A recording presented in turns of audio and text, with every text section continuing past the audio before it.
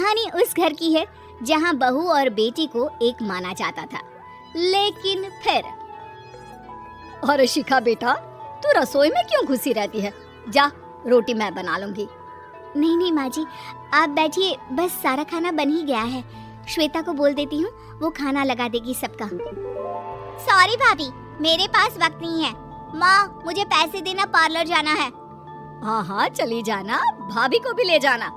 वो भी जाने को बोल रही थी पार्लर, पर पहले ना मदद कर दे उसके खाना लगाने में।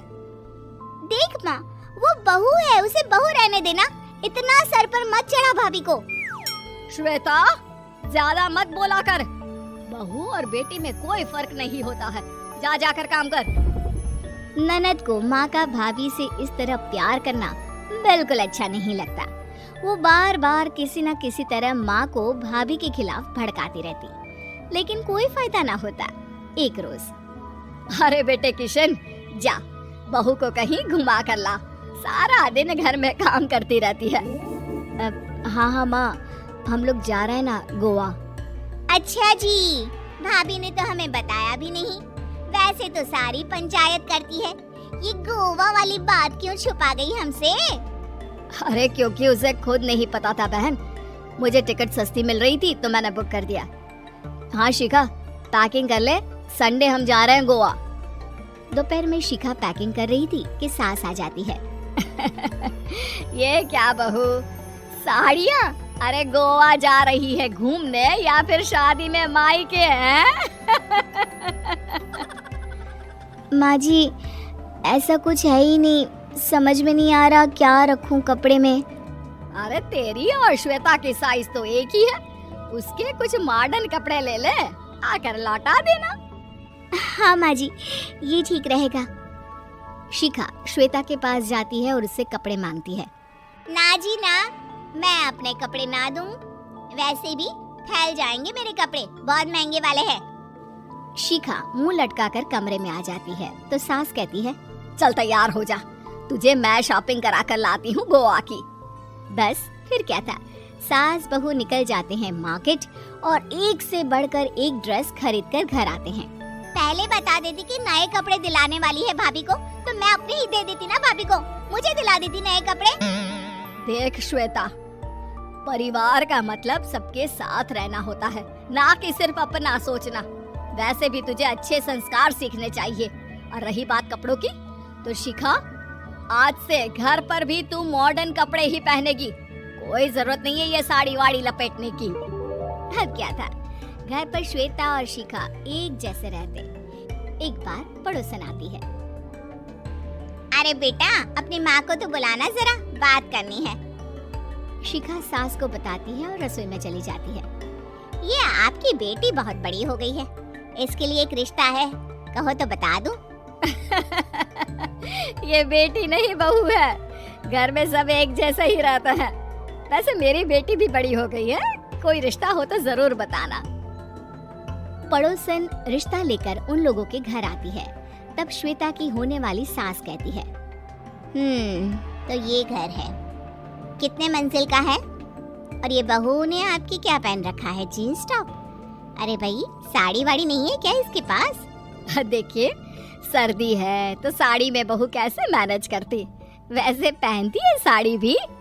देखिए, हम लोग ठहरे पैसे वाले लोग, कोई कमी नहीं है हम लोगों के पास पैसों की, बहुत पैसे हैं, जमीन, नौकर चाकर, कार, सब कुछ है, लेकिन घर में संस्कारी बहू चाहिए। समझ रही है ना आप? सास कुछ कहती कि श्वेता बोल पड़ती है, हाय रे, नौकर चाकर से लेकर जमीन, कार, पैसा, हाँ हाँ मुझे रिश्ता मंजूर है, मंजूर है मुझे। अरे रुक जा श्वेता, मैं बात कर रही हूँ ना। देखिए, हम लोगों के घर इतनी आजादी नहीं मिलेगी। अरे हाँ कर देना माँ, हाँ कर दे जल्दी से। सास क्या करती, बेटी की शादी ऐसे घर में कर देती है जहाँ ना उनके विचार मिलते हैं और ना ही आचार। शादी के बाद एक रोज फोन पर, श्वेता बेटा, एक बार घर आ जा, बहुत दिल करता है तुझे देखने का।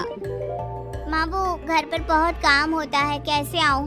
बड़ा घर है, लेकिन आने जाने वालों की लाइन ही लगी रहती है। बेटा, मैं तो जानती थी उस घर का हाल, लेकिन तू ही नहीं मान रही थी।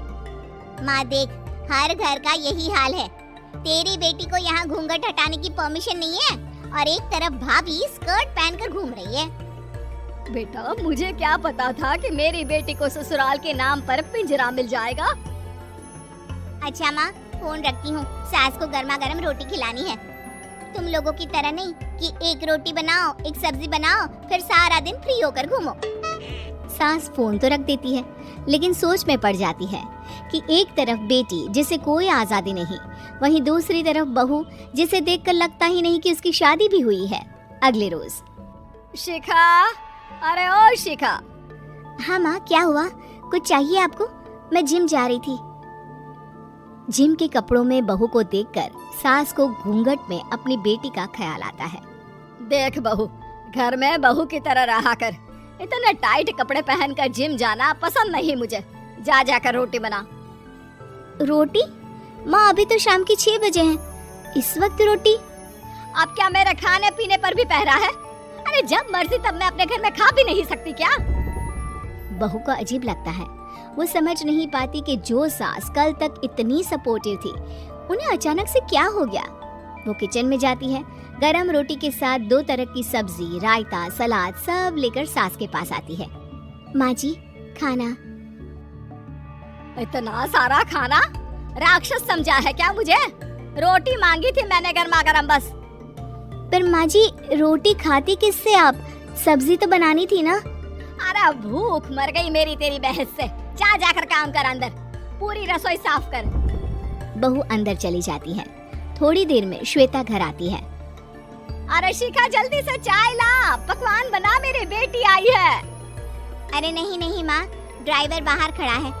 मैं तो घर का कोई सामान खरीदने के बहाने यहाँ आ गई हूँ, मुझे जाना होगा। अरे बेटा, पर कितने दिनों बाद देख रही हूँ तुझे। रहने आ जाना 2-4 दिन के लिए। आ जाऊंगी माँ, जब मेरी सास मरेगी तब। मैं तो रोज मन्नत मानती हूँ कि मेरी सास मर जाए तो अच्छा है। अच्छा चल, जा रही हूँ माँ। हे भगवान, कैसे कैसे दिन देखने पड़ रहे हैं मेरी बेटी को। सास अंदर जाती है, जहाँ श्वेता की जिम वाली सहेली का फोन आया होता है। क्या बात है, आज जिम नहीं आई? अरे पता नहीं यार, आज माँ को क्या हो गया अचानक। पर खैर कोई नहीं, लगता नहीं कि मैं अब जिम आ पाऊंगी। शिखा स्पीकर पर बात कर रही थी, जिसे सास सुन रही थी। यार ये सास ना होती ही ऐसी है। मैं तो कहती हूँ बुढ़िया जल्दी मरे और तू आराम से जिए। शिखा को सहेली की बात पर गुस्सा आ जाता है। माँ के मरने की कौन सा बच्चा दुआ मांगता है मोहिनी? आगे से ऐसी बात मेरे सामने मत करना। हमारे घर की शोभा ही माँ है। क्या हुआ जो थोड़ी शक्ति दिखा रही है? उसमें भी कोई ना कोई उनकी भलाई ही होगी। मैं तो कहती हूँ भगवान मेरे जैसी सास सबको दे, जो सिर्फ माँ की तरह है। सास वाली तो कोई बात ही नहीं है उनमें। सास ये बात सुन रही थी।